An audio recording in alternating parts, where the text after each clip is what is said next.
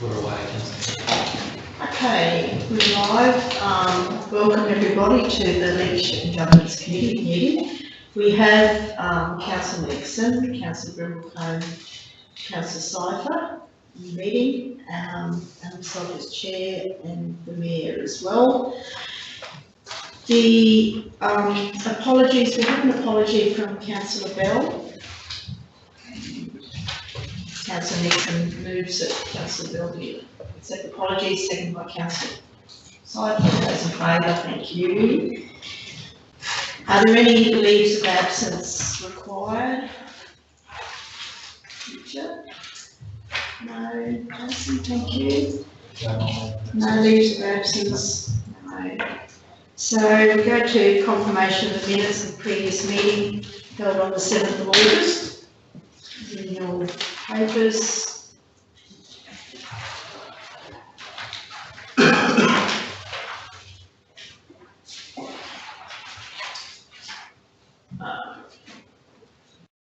Right, somebody moved that there should the correct record, please. Councillor Grimmelcombe, seconded. Councillor Nixon. Just quickly have a look at if there's anything that needs to be changed or correct.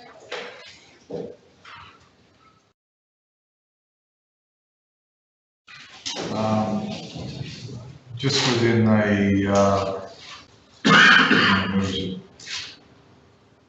attendance, Councillor Daniels at 12:11. Does she need to be included in the observers or not?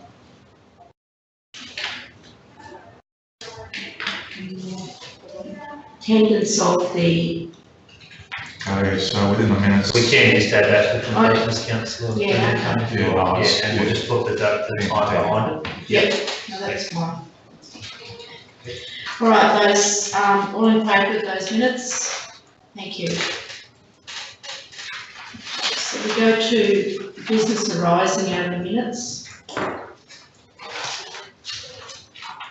Through you, Madam Chair, a lot of those are being actioned at the moment. The general business items raised by Councillor Bell are being actioned, likely to hit the deadlines that we've got there in terms of coming forward to Council either later this month or into October.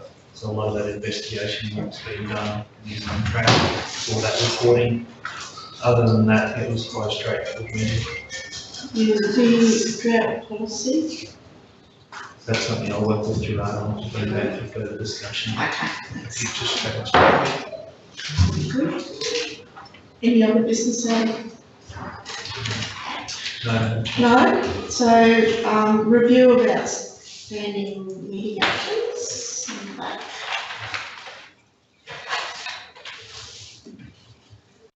So the first item through you, Madam Chair,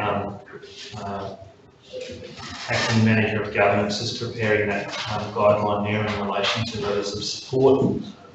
The second item I've mentioned before, where the investigation has been done, that report's been drafted for discussion at the next strategy prior to coming back to this council committee for further consideration.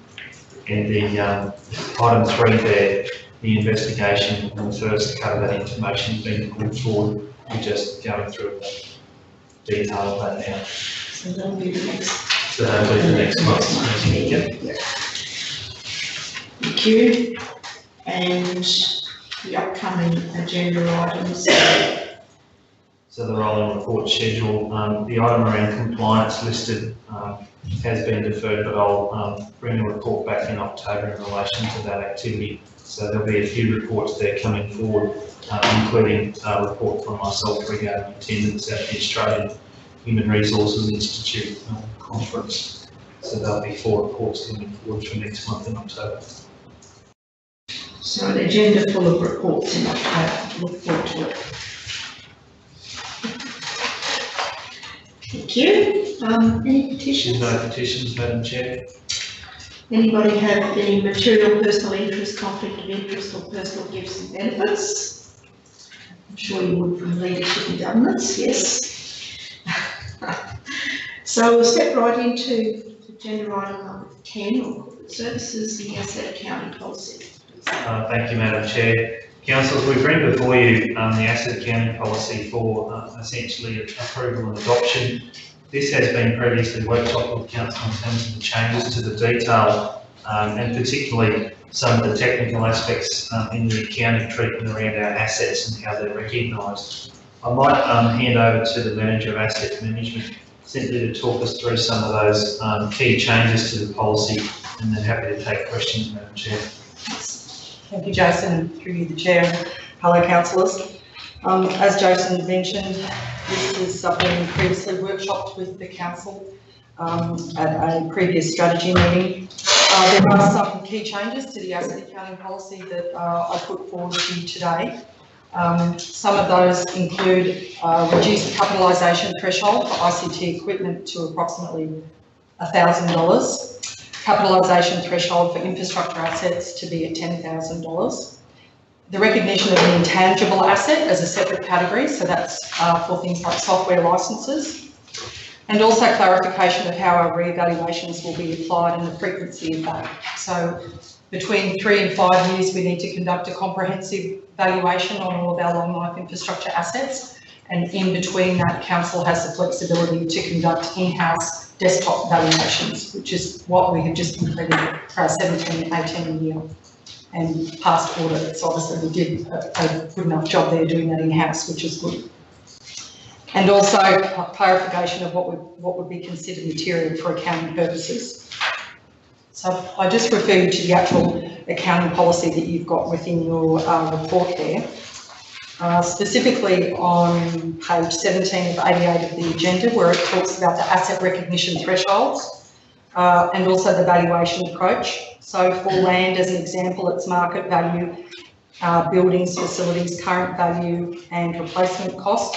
And that's quite separate to long life infrastructure assets, which are fair value. Terms around depreciation and revaluations and impairment are described there in detail in the report. As I've mentioned, full revaluation is required for comprehensive every 3 to 5 years. This policy also clarifies the application of economic obsolescence, surplus capacity and asset optimisation, and the council will remember, I'm sure, that discussion that we had on the challenges in applying economic obsolescence as the panacea for reducing our depreciation. It's quite a complex and difficult concept to apply, but we have it within our policy here that gives us that flexibility to apply it if we consider it to be appropriate. I think that's it in detail. I'm happy to take any questions on any of the detail of the report. Any questions on the policy?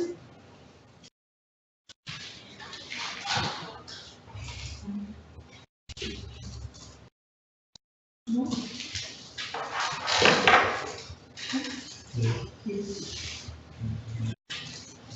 Somebody move that the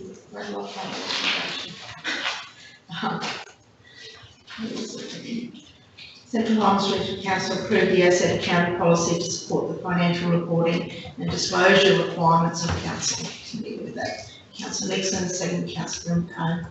So all in favour of that? Thank you very much. Thank you very much, Margaret. No further questions for you.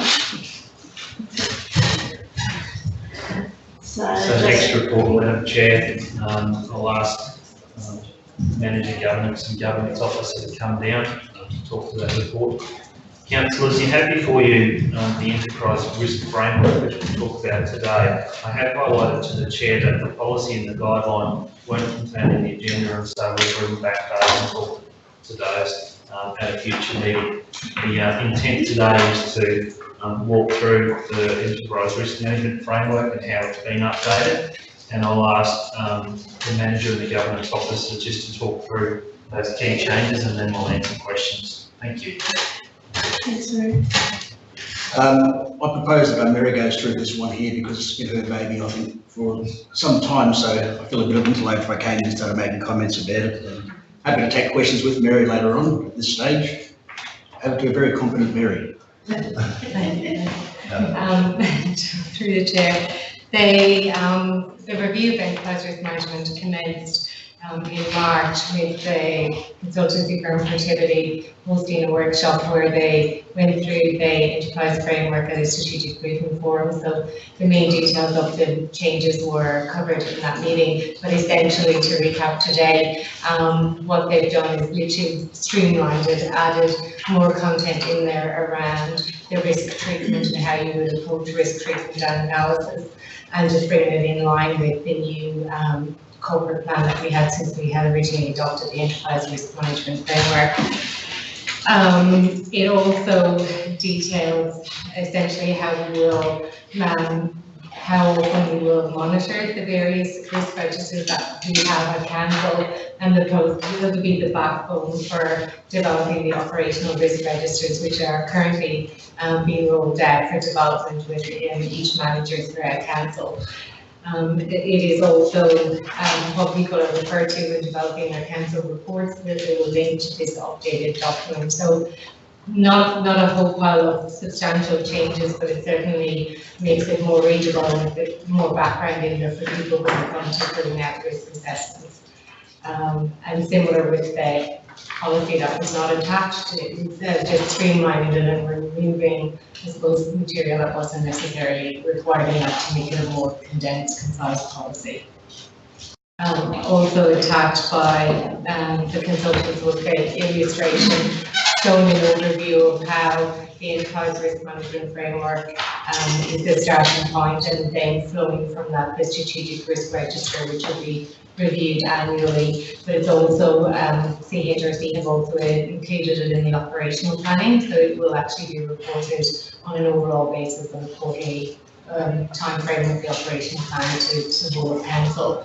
The operational risk registers will be reported on a monthly basis to each ELT member, and any risks that need to be moved up the hierarchy into the strategic risk register can be moved up at that point for the ELT review.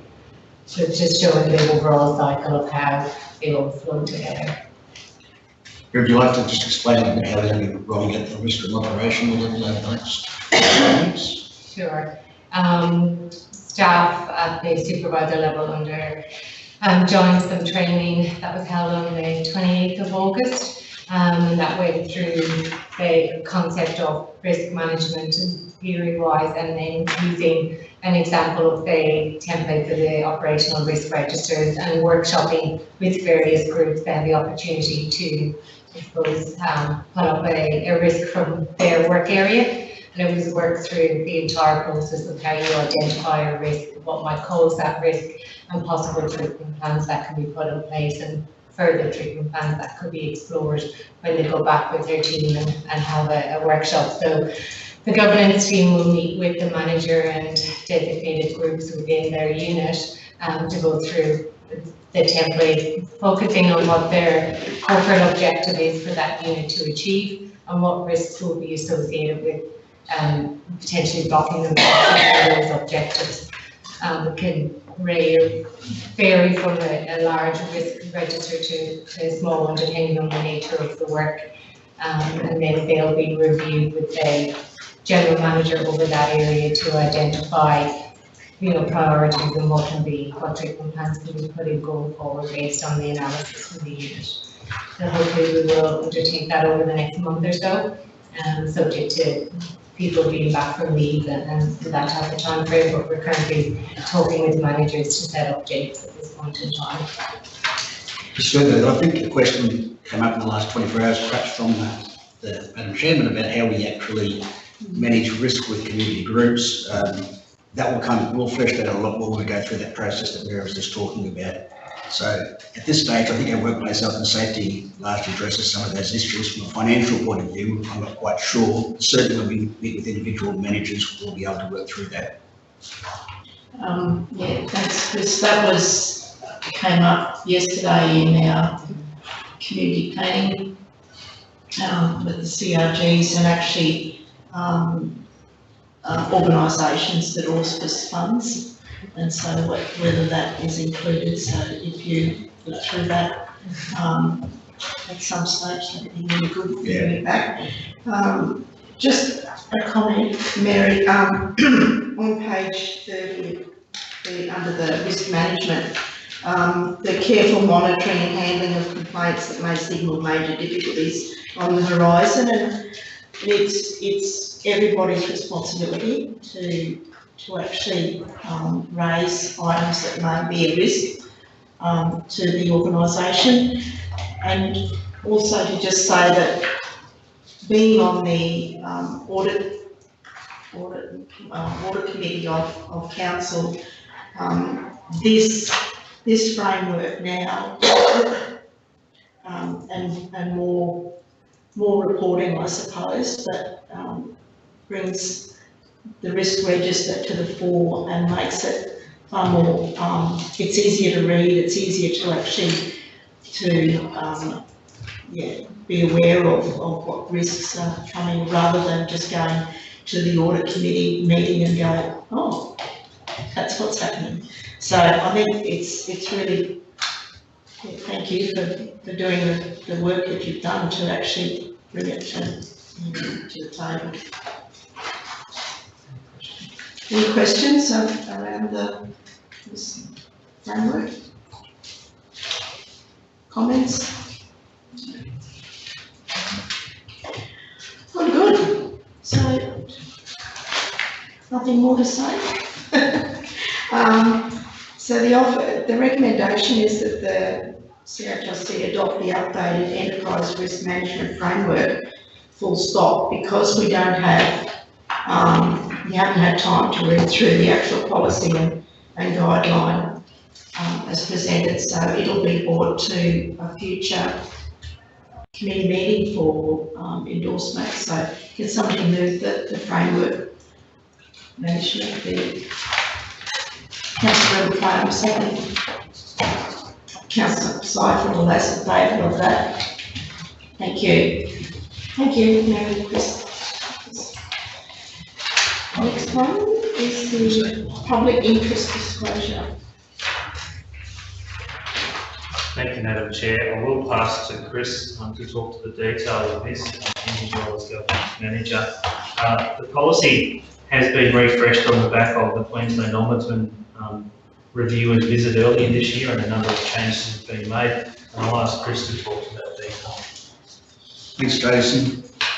If the report's fairly self-explanatory, what happened was that there's in Queensland what they call a Public Interest Disclosure Act, and in that act it requires councils to develop procedures or policies to show how they're going to administer and manage any public interest disclosures, or PIDs as they refer to. As I mentioned once before, it's a lot of bureaucratic terminology. What it means is the old whistleblowers legislation. It's been in place for some time, I think 2009, the current incarnation of it.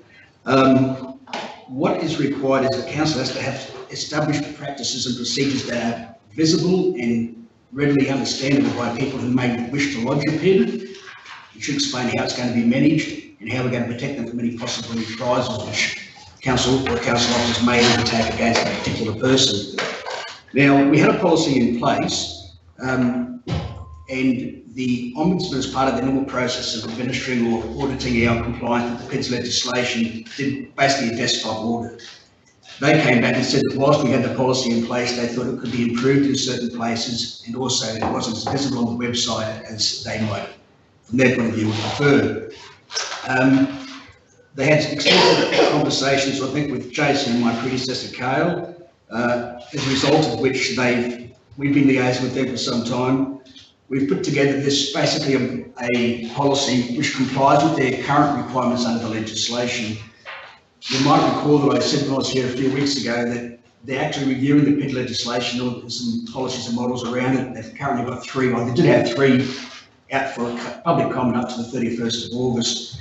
I have reviewed those, and essentially they contain pretty much what we've got here, but they're probably in more just succinct blocks, if you like, to make it more readily understandable to a resident or a potential complainant. At the moment, this complies with the legislation if we adopt it the way it is. It will probably need to be revisited probably in 12 months' time to make sure it complies with the yet to be introduced new changes, but I'm pretty confident there will be those changes will be implemented. the whole focus on them is basically that people need to be comfortable that if they are making a public interest disclosure, that there will be a regime of confidentiality around them, around the disclosure, around them as well, and importantly that there's a view that people do or have been subject to reprisal action at times. It's to actually put some rigour around the process of how they manage to ensure or make sure there is no reprisal action against particular persons that may make those any allegations. Obviously, they're basically aimed at that particular provision is particularly aimed at employees or councillors, but it does apply wider than that as well. I don't think there's much more to add on that particular one, and we're happy to take any questions. Are there any questions about the policy? Making a comment, please. Not necessarily, Madam Chair. Look, I think Chris has done quite a thorough job in what we put together there, particularly from the procedural perspective. And it's again the transparency and visibility of that information to the members of the public through the website, through our council offices, knowing that these avenues exist for people to make contact with the council. Okay, let's see, the recommendation that the CHRC adopt the public interest disclosure policy. Representing please. Seconded, Councillor Sypher. Those in favour of the policy? Thank you.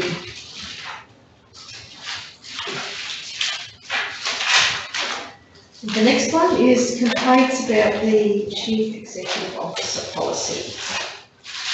Thank you, Madam Chair. I'll start as often, Chris, and I'll talk through that again. Councillors, this comes before you as part of an ongoing review of work with the Crime and Corruption Commission around improving our internal processes and practices. What that review has highlighted in further conversations between the Manager Governance and his predecessor is that there's a need for us to develop a standalone policy around complaints against the public official, which in this case is the CEO of council. There needs to be a mechanism for this policy to exist so that those complaints can be addressed. Chris, I might ask you to talk to the detail and then we'll further expand on it. Thanks. This is another important policy as part of our integrity suite, if you like. Essentially, the way we've currently addressed it is that there's components of what we call our administrative action review policy, parts of the general complaints policy, and parts of the PID that I just referred to a moment ago, the public interest disclosure policy. And they all in part address the issues of complaints to the council, depending on the nature of the complaint. However, the integral part of all of those policies is that the final arbiter, if you like, of any complaints may well be council or the CEO. Clearly, if the CEO is the subject of the complaint, deficiencies of those other policies doesn't adequately address it. Now, it's been a requirement of the CCC legislation for some years, but I think it's gone under the radar basically with most agencies, including state government bodies, as I believe, as I understand as well, that they do require this policy to specifically address allegations against the CEO. I know when I spoke to the CCC, they indicated that they thought best practice was a standalone policy, and that's the best way to address their requirements from both a visibility point of view and a statutory point of view. I did a little bit of homework in conjunction with Jason to see how many other councils have actually developed this policy, and I've met the 10 or so councils that I looked at. They've all got the policy in place, some as recently as a month or two back, some a couple of years ago. I think perhaps it's came across the CCC's radar because of their involvement in local government issues more widely of recent times. And I know that Ipswich adopted theirs only a couple of weeks back, or about a month or so back. So they certainly have been on our back in saying that you've got to do it. The content of the policy is not, it's fairly innocuous, I suppose. It basically says in the event of an allegation coming forward, how it's going to be processed and who's going to refer it to the CCC. Under our policy, it's proposed that the Mayor and or the Manager of Organisational Services be the nominated person to report it to the CCC. The policy then goes on and says that in the event of that happening, that they basically have all the power and all the resources that are required to actually investigate that if in fact the CCC sends it back to the council to do it, without any further reference to the CEO. Now clearly it's an issue that's just if you like, a housekeeping one, dotting the i's and crossing the t's. But it's a requirement to have it, and I know that the Triple C will be on the phone to me tomorrow to ask it to be adopted today. So, happy to take any questions if you have any, or wish any further explanation. Chris, just on the oversight and monitoring can also occur through the audit committee of council. The CEO is a member of the audit committee, so how does that? I guess the opportunity is there to actually report if there have been any referrals to the Triple C in a very generic sort of way. The council, the audit and risk committee can actually develop their own sort of protocol around that. I don't expect that we'd go into any detail, but it's possible it's part of the risk process, part of the, they're not the only sort of allegations that come, and complaints themselves might go to the audit and risk committee as well in more generic ways. That's what we propose there. And that oversight can be managed practically through the mayor and chair. Yeah, sure. Okay. Questions, comments? Yes, question. You just moved. So, just through you, Madam Chair, we just have one typo in the recommendation that needs to state section 48A. It only says section 48. So, I'll ask Sheree to insert the section 48 capital A of the Crime and Corruption Act 2001. So council needs to move that. Thank you. Seconder, councillor Carney. I beat you, councillor Cypher. All those in favour? Chris Farlow. Thank you. So we go to the safety and wellness update. So I can invite the Manager of Safety and Wellness to come and make a presentation for the report at item 11.1 on the agenda.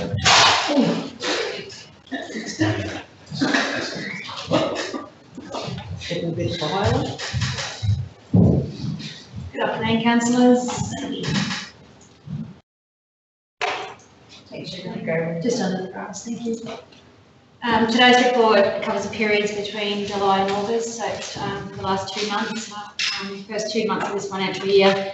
So we've had, I'll just start with the statistics. So we've had 24 incidents reported financial year to date. Of those, we've had 1 first aid incident sustained in August, which was a worker shoveling some premium switch from a truck, doing some potholes, and they sustained a strain injury.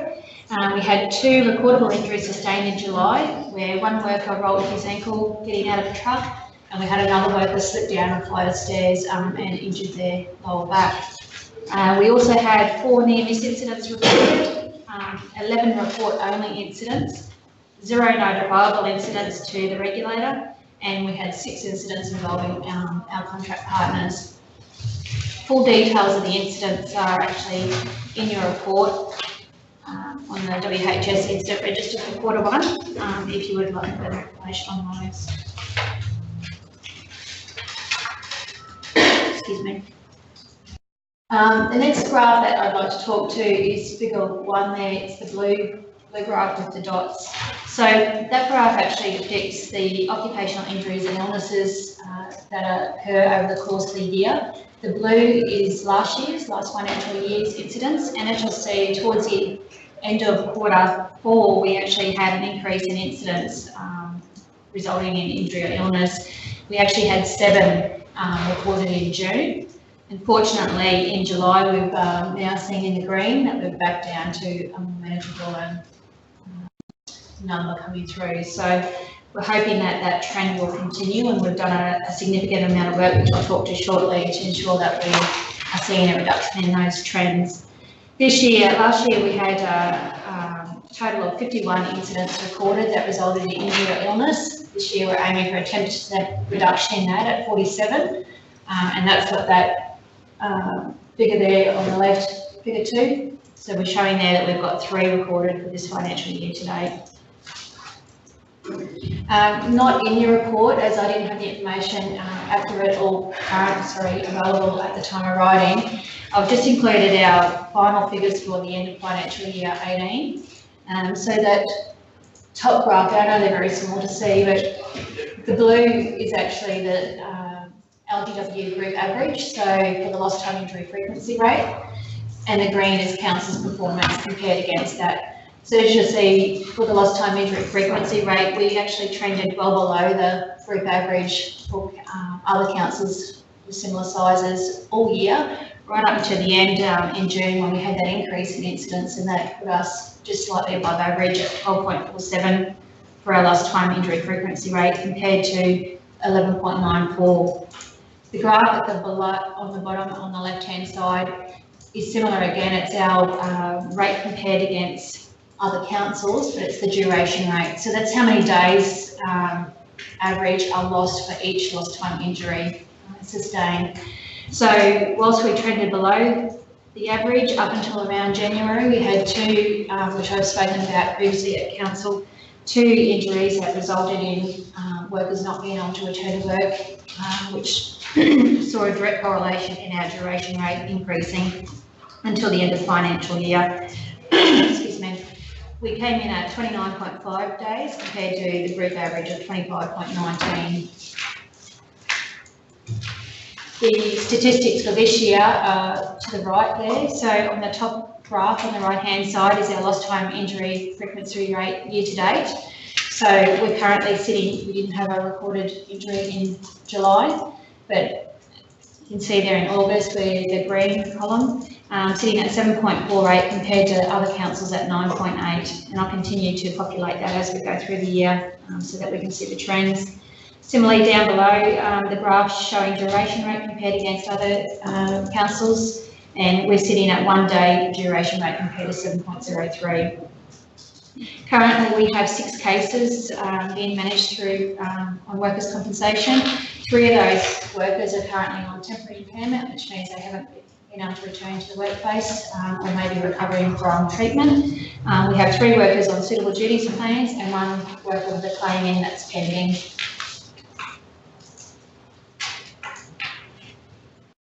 So we were well aware that there was that increase in incidents in the last quarter, and then between June and August, we actually had 8 serious near miss incidents recorded, which involved our contract partners. And on the 2nd of, and I'll just take you through just to explain a couple of those. So all these incidents here actually involved contractors. So we had a contract water cart rollover, we had a contract Positrack bobcat rollover, we had 2 potential asbestos exposure events. Actually, we had we had 3 working at height near miss incidents. We had workers working on a roof without safety controls in place. We had contract workers in an elevated work platform without a fall arrest harness attached. And we also had a contractor working on top of a container, which is the photo to the left, which is a little bit blurry, but there's a worker actually on top of that container working under that boom without any fall arrest or any other safety control measures in place. So then on the, thanks Rick, on the 2nd of August, we had an incident where we had 2 contract workers actually cut through or cut into live electrical power lines, power cables. And as a result of that and the increase in trending, we made a decision to call a stop work meeting, which was held on the 16th of August. We had approximately 100 of our workers attend that meeting. They ranged from the whole management team, coordinators, some supervisors and our health and safety representatives. The meeting was in response to the increase in the incidents, but particularly the fact that it was an increase in our contractor incidents. And as part of the enforceable undertaking, we have made a commitment to our organisation, the community and the industry that we will get a handle of contractor safety and we will ensure that our processes are the best that we can have to make sure that our contractors are safe while they're working for council. The purpose of the meeting was that to reinforce the importance of contractor safety, but it was also an opportunity to stop, reflect and renew our commitment to safety and particularly around the management of our contractors. Another part of the commitment of the undertaking is that we were to conduct a complete overhaul of the contractor management system. and we've commenced that. The work is well underway as far as reviewing our contractor management system at council. The first part of that was the introduction of a contractor safety permit. So at that stop work meeting, our staff and were taken through the process. So it was also a training day to give them insight into the contractor safety permit, the purpose of it, and it really is around getting some sort of documented process for identifying roles and responsibilities, communication lines, and ensuring appropriate risk management practices are in place for anybody doing work for council. The permit's now been rolled out to all contractors that are conducting any sort of service works for council. It's been in place since the 16th of August, and so far we've had a fair amount of reasonable positive feedback. You know, there's always going to be some little bumps in the road as we go along, we iron out the wrinkles. So, but all in all, it's been well received, and we're also doing a significant amount of work on the other side of that, and that's working with our contractors to understand what the requirements are to work with council, and we'll continue to support them in getting their systems and processes to a standard that helps us help them help us to meet the requirements. So that was a contractor stop work meeting. So moving forward, we also ran a few other days throughout the course of July and August. So we've had 3 prostate cancer awareness sessions being rolled out in August, and they were facilitated by Jill Costello from Manor. So obviously the sessions were to raise awareness about the stigma and fears of prostate cancer. We had a really good turnout. Those sessions were held right across the areas, and everybody at council were invited to attend those, and they were well received. Something that probably hasn't been as well received as we would have liked to have seen is our flu vaccination program this year. We've had some issues in the past where there's been less take up each year as for staff members getting the flu vaccination. And so this year we've tried to provide more flexibility by allowing staff to actually go to their own GPs or pharmacies to get their vaccinations, and then we would reward them with an incentive card. We've only had to date, I think, 110 workers at all council take up that opportunity. So it is something that we're going to reflect on and again look at some more flexibility. We might look at a hybrid program next year where we have some clinics and some ability for people to do the clinics out of from their own practitioners. But it's something that we want to continue to promote is through our health promotion program. One of the other sessions that we ran in July, actually, we invited Jason McGregor from PBF Australia's Spinal Injury Prevention Program out to run some motivational safety speaking sessions with our staff and with the community. So Jason talks about his story. When he was 21 years old, he was employed as a shop firer near Kalgoorlie, and he was involved in a significant motor vehicle accident which left him with a permanent spinal cord injury. So Jason was the reason that we asked him to speak to the schools, is he had a really powerful message to share with a young youth that are actually getting their licences now. So we took that opportunity, and he also presented to Blackwater High School, Emerald State High School, and also to the Rotary Club. And he attended our construction sites out at Springwood Road. He spoke at the chambers here, and then I also think out at the sale yards was the other area that Jason spoke. So it was about just really motivating people to look at safety and adopting it as a core value, and really looking at their own behaviours and what they can do. So just another initiative that we're trying to continue to promote safety awareness throughout our own organisation, but in the community and industry as well. That concludes my report, councillors, and I'm happy to take questions. One further thing, sorry, just before, it's not on the report, but I just wanted to extend an invitation through you, Madam Chair, and to councillors. We are running an Are You OK Day on Thursday, on the 13th of September in the Library Gardens. You're all very welcome to come along. We're going to be potting plants and doing a little bit of gardening, as well as having barbecue lunch.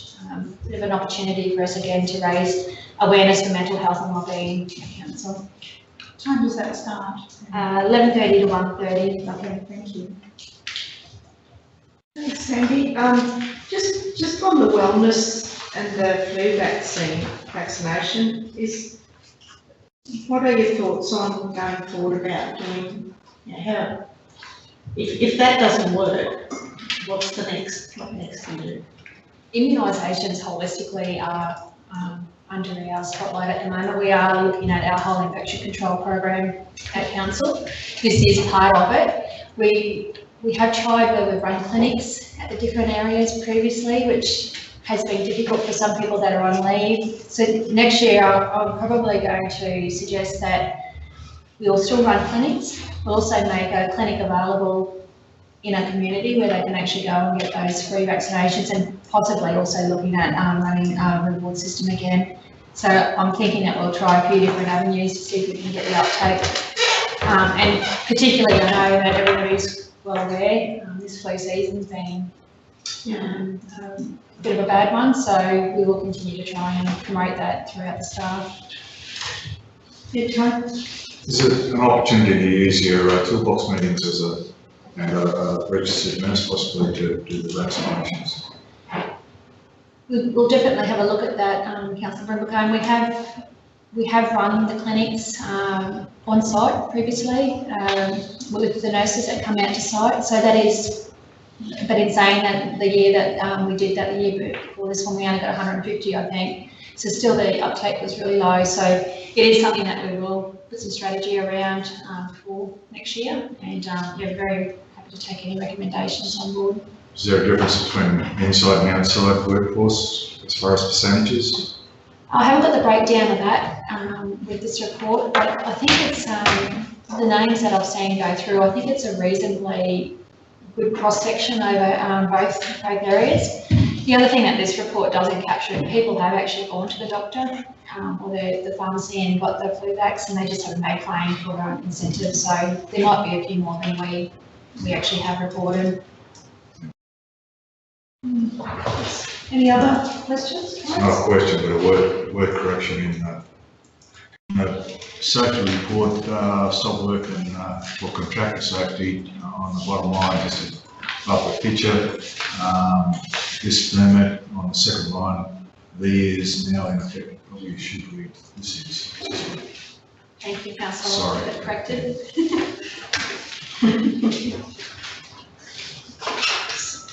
Thanks, Sandy. So we move that we receive the both health safety bylaw. Councillor Brimblecombe, seconded by Councillor Nixon. In favour of that? Thank you. Very good. Thank you. Jason, general business. I believe Councillor Daniels, you have. Oh, it's really just, Councillor Brimblecombe and I attended the Queensland Training Awards on Saturday night in Brisbane because Michelle Dalton from our Range Services team was a CQ finalist for one of the awards. But it was and General Manager Michelle was there as well. It was really quite an inspiring event, and one thing I was really asking around was school-based traineeships, what we're doing there, also just that connection with schools for work experience and I guess promoting what we do and growing our own. And I know it's things we've discussed in the past, but I'm just not sure where we're up to with all of those good programs.